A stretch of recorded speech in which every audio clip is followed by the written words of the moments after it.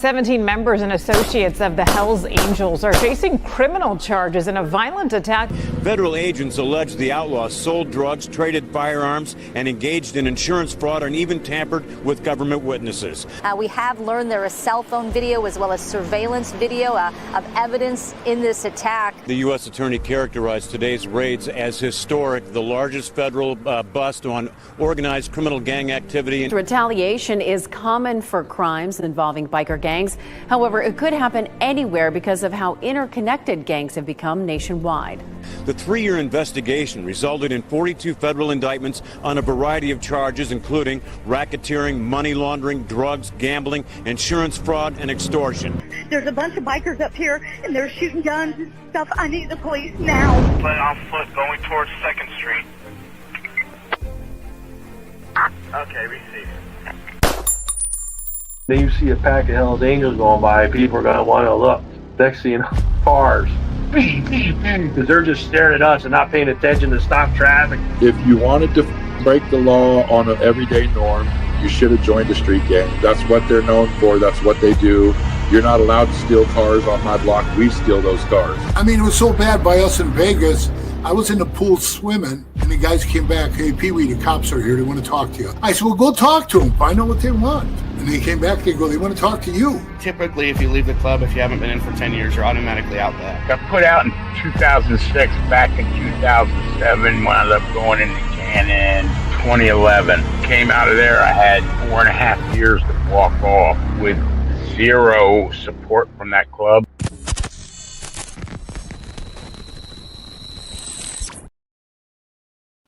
Welcome to this episode of Chattin with Staxx. I'm your host, Bill Staxx, and today we got a lot to talk about.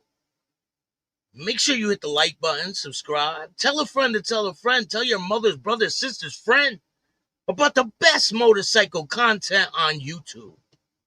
I appreciate all you guys taking the time to watch this show. How are you, Lindsay? Thank you for joining me today. Jimmy, how are you? Good afternoon. We got a good show for you guys today. We're going to talk about a couple other things, and then we're going to get in to the situation at hand. The Maine situation with the Hells Angels. So, there's so much to talk about. I want to start off with this balloon accident out in Brazil. It's pretty wild. There's a video. 8 people died after a hot air balloon catches fire in midair, forcing passengers to jump to escape the blaze. I would absolutely not go on one of them things. Hot air balloons? Hell no. So there was a total of 21 people in the hot air balloon. It was like a big basket, and these people were like crammed in there. And it was having a hard time taking off. And a fire got caught on the basket, and people started to jump, and they were pretty high up there. So it says at least 8 people died after a hot air balloon caught on fire in midair, forcing passengers to jump out of the basket to avoid the flames. The fire occurred in the skies over Praia Grande, a municipality in the state of Santa Catarina, Brazil, popular destination for hot air ballooning. On the morning of Saturday, June 21st, at the time of the incident, there were 21 people on board the tourist flight, 8 people who have since been confirmed dead. It's insane. 13 of the passengers survived.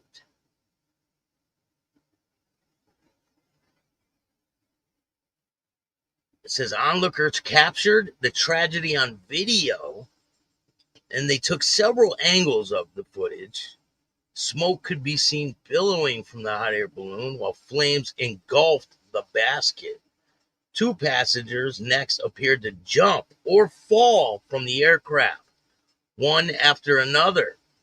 The balloon then deflated rapidly, sending the aircraft ablaze, hurling to the ground. The footage also showed the basket ended up detaching from the balloon shortly before it touched down. Describing the scene for a local newspaper, one eyewitness said after the balloon caught fire, people jumped to escape the blaze. Some jumped per the pilot's orders. Man, if the pilot said jump, I'd be like, hell no, you jump.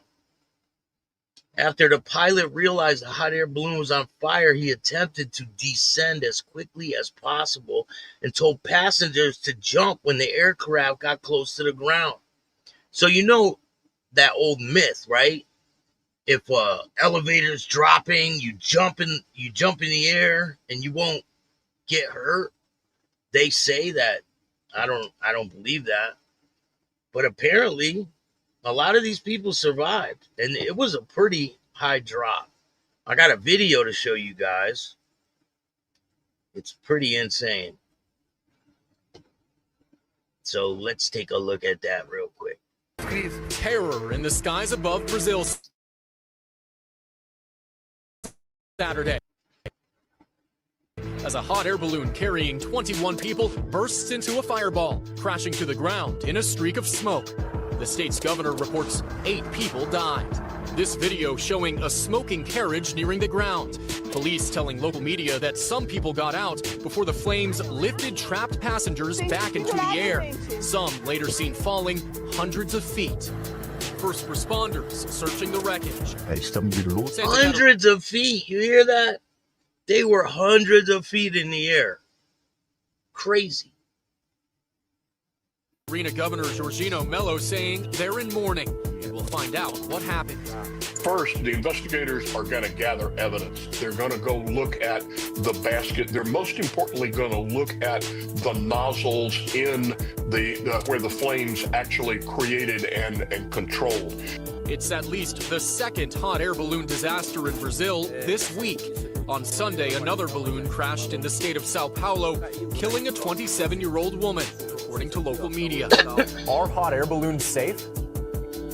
Hot air balloons are safe. Having a fire of this magnitude is quite rare, but there have been other unfortunate hot air balloon air tour accidents. The tour company in today's crash says they have indefinitely suspended operations, noting they have no previous record of crashes. Ryan Chandler, NBC News. We thank you for watching, and remember... That's pretty crazy. Hell no. I ain't ever going on one of them. Absolutely not. I've been in a hot air balloon tied off. It's hot. Never mind putting that many people in a basket. This shit's flammable. And you got a big ass flame going. Hell no. Nope, not doing it. I mean, I flew on a bunch of planes.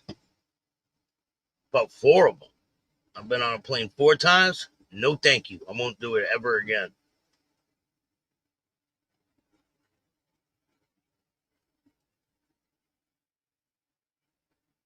So there's a situation that's happening in, I believe it's Australia, where a big melee happened. Patrons and staff assaulted as a Brandon bikie brawl, police allege. Police allege patrons and staff were assaulted when a brawl involving several bikies broke out in central Canberra on the weekend. Of the 2 arrests made so far, one man is alleged to have assaulted 3 different people, including punching one victim in his face and in his head 5 times. Early on Sunday morning, June 22nd, a group of interstate outlaw motorcycle gang members were involved in a brawl at Hopscotch Bar at Lonsdale Street in Braden. 2 patrons and 2 bar staff members were assaulted before the men fled the scene prior to police's arrival. It is alleged that officers chased one man, 40 years old, Thomas Peter DeBarkley, Leslow, from Tarnit, Victoria, on foot before arresting him. Meanwhile, members of the act bikey busting task force went to a hopscotch to review CCTV footage of allegedly identified 5 known interstate Finks outlaw members. Police then went to the airport on Sunday to arrest 28-year-old Clement Sulu Foromundo. I think that's how you say it. From Mickleham in Victoria over his alleged role in the brawl. Both applied for bail in the Act Magistrate Court on Monday, which was opposed by the prosecution. The court heard it was all alleged that Laszlo hit a man in the jaw before he and another person repeatedly hit a second man in the head. He then allegedly tried to hit the first man 5 times in the face before a bystander. The fight broke out and he hit a third man in the face. He also alleged to have thrown various items at police when they were chasing him. The prosecutor said one of the alleged victims was concerned about the unprovoked and violent nature of the assault, as he was a staff member at the hopscotch bar. He was worried that Laszlo would return to the bar when he was working. Laszlo's lawyer, Tom Tifton, said while the prosecution may make something of his client's alleged ties to the OMGs, they were just that, alleged ties, he said. He said there was nothing to indicate the alleged offending had any relation to the OMG, nor had police identified themselves as when chasing his client on foot. So the cops didn't say, "Police, stop." The magistrate ultimately said Lasso had no history of failing to appear in court and was a structure in place in Victoria to stop him from getting into more trouble. For instance, he was booked into anger management courses. The magistrate also said Laszlo had the support of his family and he worked full time as a concrete form worker. So he granted bail. When it came to the other man, Sulu, the prosecutor said several people involved in the brawl were still unidentified and argued he was a risk that he would engage with them to hamper the investigation if released on bail. The magistrate said that was not enough to remand him in custody and granted him bail. Laszlo was charged with assault, causing bodily harm, common assault, affray, whatever that is, assault in joint commission, and resisting a territory official. It's probably resisting arrest. And the other man was charged with array and common assault. Neither entered pleas in the matter, and they adjourned until July 14th. As part of their bail conditions, they are not allowed to enter the ACT except for legal process. Police spokesperson said anyone who witnessed the brawl should contact them. That's crazy. So I have somebody who's a pretty big name, and I'm going to be interviewing him pretty soon. You guys will see that. And shout out to everyone who's been watching The Vice show that I was a part of. It's got 2 million views. What do you know? And it seems people are a little upset about it, but that's okay. If you're upset about that, just wait. Just wait till you see what's coming next. Let's get into this land deal So this man gave the town of Maine a gift, but he put a clause in there. So he gave the town in Maine a choice: either accept the land gift or hand it over to the Hells Angels. People are like, what? Why'd he do that? So this is the home in question. So when he died, he put in his will that if the town didn't accept this gift, then they were to hand it over to the closest Hells Angel chapter. So Buckfield, Maine. When the people of Buckfield, Maine come together in June, they will confront with a choice: accept a gift of money or scholarship, or let it be given to the Hells Angels motorcycle gang, it says here. They're not a gang, they're a club. Lifelong Buckfield resident James Jordan died March 16, 2024, at the age of 80. In death, he has offered the town nearly 14 acres of property on Deep Pont Street, along with $850,000 to maintain it, like to cut the grass and shit. In additional funds for scholarship, according to the news. Residents will vote June 10th, which just passed, like 2 weeks ago, whether to accept the acres for training for local rescuers.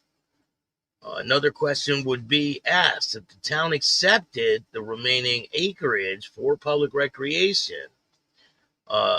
Additionally, residents will be asked to accept the money for $100,000, or two for $50,000 scholarships, and one for $20,000 of fund the annual trip to Portland Highlight in Cape Elizabeth for Buckfield seniors.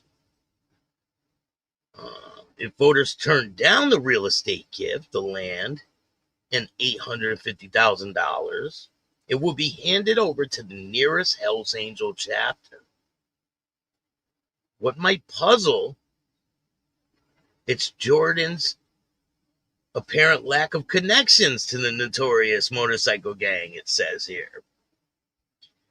He graduated from Buckfield High School, and he went to work as a traveling salesman, a driver of antique cars between Maine and Texas, a manager at an international paper. A friend told the newspaper the whole thing was probably a joke, a way to make sure Buckfield accepted Jordan's gift. It wasn't immediately clear what Hells Angel chapter was closest to Buckfield. Carlton Spencer, who died in 2006, formed the club's first chapter in Canaan. Before forming the chapter, Spencer was a member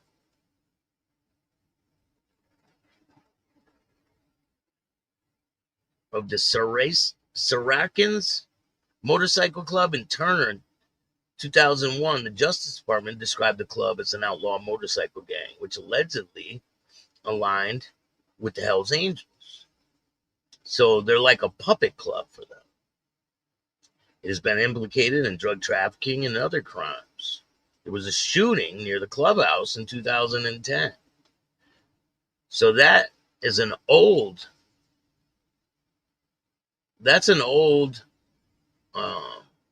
article about this situation. Staxx went Hollywood. No, not quite. But I got some pretty big things in the works right now. That Vice shit ain't nothing. Wait till you see what's next. It's going to be good. Maine's forced with the dilemma after residents' very bizarre requests in his will. A Maine town voted to accept the land gift left by former resident. Of course they're going to accept the gift. Do you think they're going to let it go to the Hells Angels? Probably not. After he specified it would be handed over to the Hells Angel chapter if it was turned down. James Jordan, 80, formerly of Buckfield, was known as Jimmy, passed away last March and left nearly 14 acres along with $850,000. But there was a catch. The town, if this town decided to turn down the generous gift of land and money, it would go to a chapter of the Hells Angels Motorcycle Club. On Tuesday, it was agreed on a vote, 274 to 37, to accept the gift, as voters face other questions over what should be done with the land and cash. Despite the link to the biker club in his will, there's no apparent connection between Jordan and the gang, it says here. Friends of his believe the whole thing was just a joke. Close friend Roland Franchette said he believes Jordan added it to ensure that the gifts were accepted by the town. Of course they would be accepted.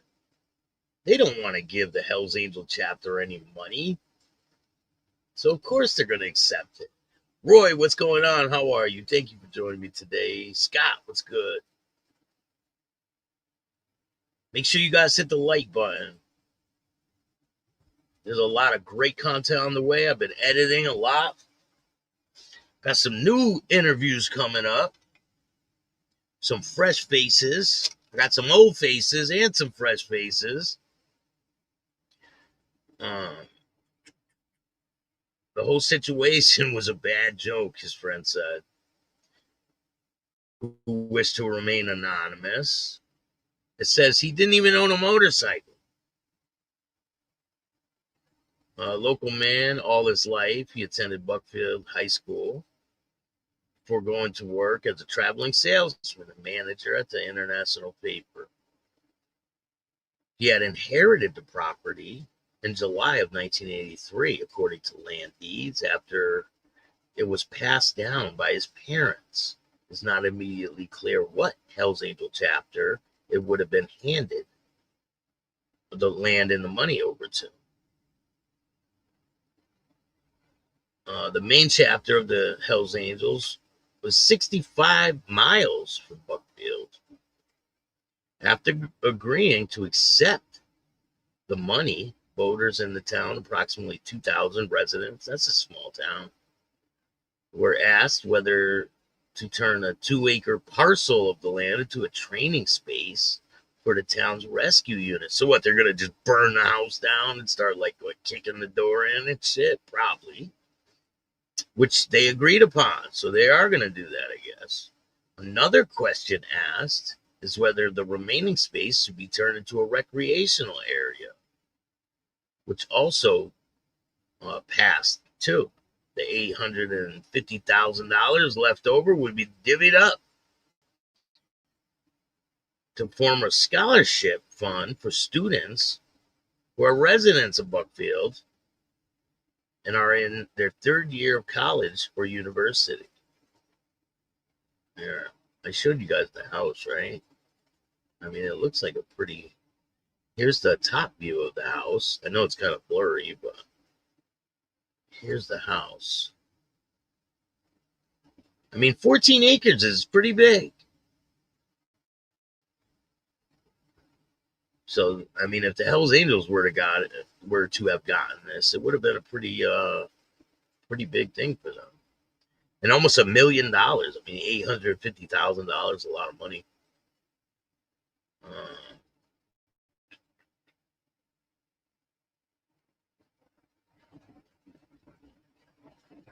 Voters agreed to leave $20,000 aside from the fund for an annual trip for the elderly. Go to Portland's Headlight, a historic landmark in Cape Elizabeth, Maine. Jordan's obituary said Jimmy had a knack for finding a deal. He enjoyed watching Jeopardy with his friends and family. So they knew not to call between 7:30 and 8 p.m. He took time to take trips to the Maine coast, check lawn sales, eat preferable meals, has a lobster and Chinese food. His true passions in life were watching horse racing while visiting his family and friends. The Hells Angels, which originally were founded in California in 1948, have around 3,500 members, it says here, and have 475 chapters across 62 countries. The group is considered a criminal enterprise with the Department of Justice, claiming they are involved in violent crime, weapons trafficking, and drug trafficking. Their website states that when we do right, nobody remembers. When we do wrong, nobody forgets. And that's so true. It is true. 100% true. When one of them does something wrong, it's all over the news. People are talking about it. When they do something good, they don't talk about it. But I definitely do not think they are a gang. They're a motorcycle club. There's bad apples everywhere. And that's just what it is. So there's a couple more cases I want to tell you guys about. And I got some pictures of some new bikes that have just came out. They're pretty wild looking. And I want to know which one of the bikes is your favorite. So this guy. This is the dipshit of the day. So this guy beat an elderly person with a baseball bat. South Windsor, Connecticut. A burning man arrested on Sunday. And you guys are going to be like, what? When you hear this. He was arrested for allegedly attacking an elderly victim with a baseball bat. Police say 48-year-old Matthew Boucher struck the elderly person in the head and chest and used the bat to choke him. Boucher was located and taken into custody.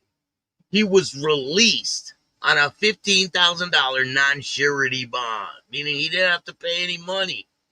He'll be in Manchester Superior Court Wednesday, July 9th. Like, right there proves that these Democrats don't know what they're doing. I mean, if you can do that type of shit and beat an elderly person with a baseball bat and they just release you, then that's a fucking problem. That's a major problem. Connecticut gotta figure that out. That's terrible. So in other news, 25 people were rescued after their vessel runs aground along the Connecticut River. This is in Deep River, Connecticut. Emergency crews rescued about 25 people from a vessel that run aground. About 10 p.m., first responders were deployed for the vessel that run aground. Several people aboard it on the Connecticut River. Near Deep River, and it was Deep River Fire Department. Several Marine units from Essex, Deep River, and Chester assisted on the scene. 25 people were rescued, and they were evaluated for their injuries. Officials said no one was seriously injured, and no further details were released. That's pretty crazy. The middle of the night, I mean, what are they doing riding up the river in the middle of the night? I mean, that's a recipe for disaster, don't you think? So, I know you guys remember when I did this story. It wasn't an exclusive story, but it was like a side story where I told you guys about the guy who was kidnapped and burned by his motorcycle club in Australia. They burned his tattoo off and they beat him for a couple days, I think. So I have a video.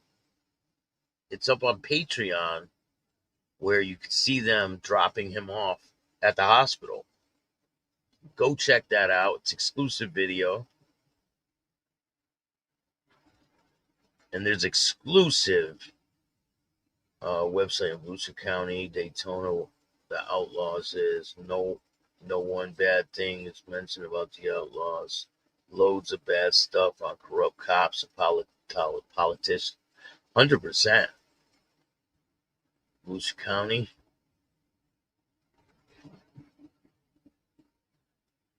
I mean, only some people see these guys as bad people.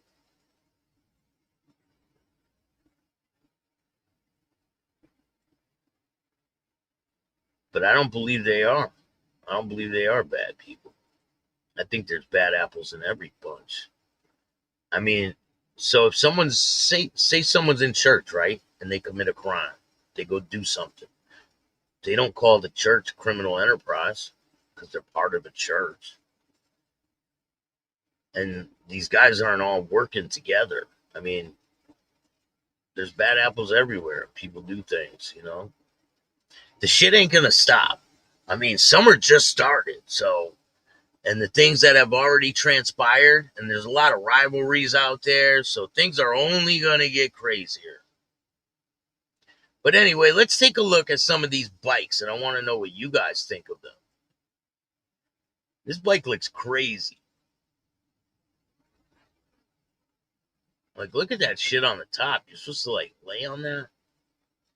Have that all up in your chest? There's some pretty cool looking ones, though. That one's pretty crazy looking.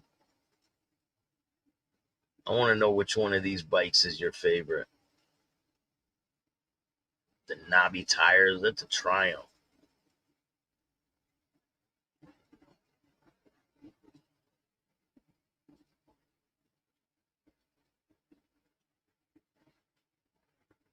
Look at this shit. Like, what is the world coming to?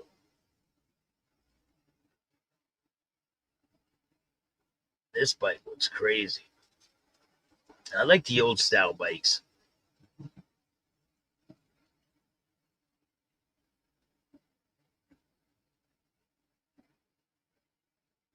There's a ton of content on the way. I appreciate all you guys. We got exclusive Motorcycle Club members on the way. We got crazy interviews. We got inside information for you guys. And you guys are going to like it. And I'm going to keep bringing you content.